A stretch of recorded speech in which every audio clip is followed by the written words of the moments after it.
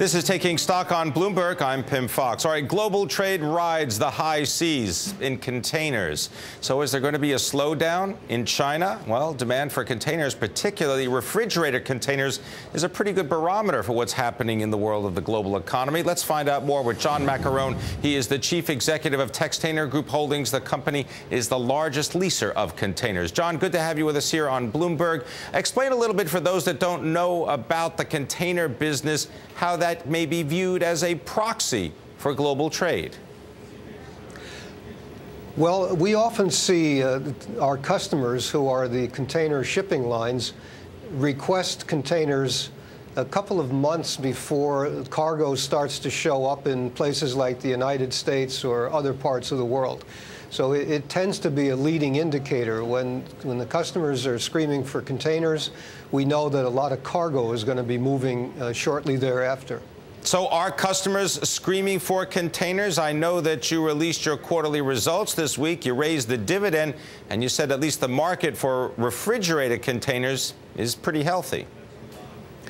Yes, that's true. The refrigerated market is an interesting market because what we've been seeing is as more people, such as people from the BRIC countries, become members of the consuming class and can afford to eat more meat and fresh vegetables and fruit, the demand for that kind of product moving in refrigerated containers expands.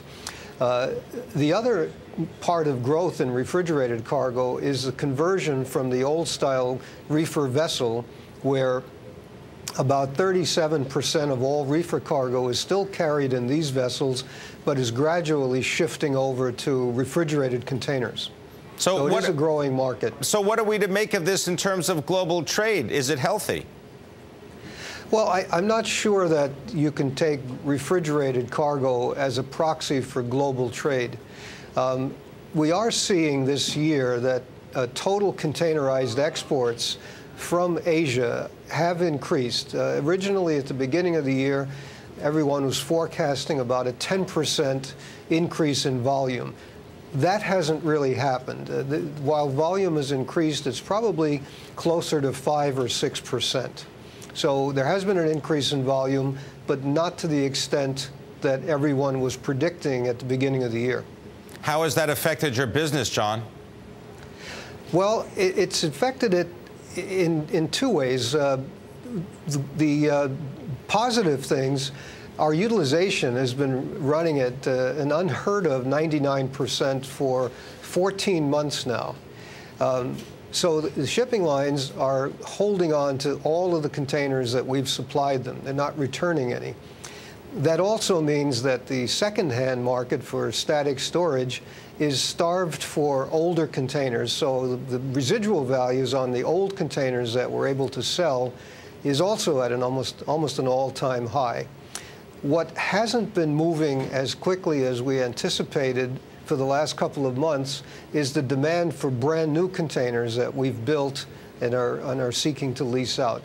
And part of the reason for that is that the lease rates on new containers are significantly higher than they are for older ones. So the shipping lines, in an effort to save money, are hanging on to the older ones as long as they can.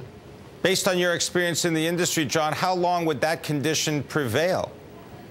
Well, I don't think it's going to prevail for much longer because I recently came back from a visit to our customers in Asia, and more of them were telling me that they're going to have to start planning a fleet renewal because they have so many old containers that the maintenance and repair costs are becoming a significant factor.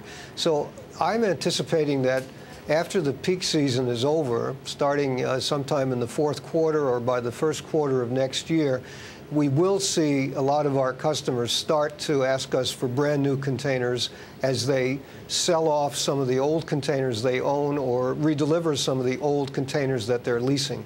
All right, I want to thank you very much. John Maccarone joining us as the chief executive of Textainer Group Holdings, giving us a window onto the world of global trade.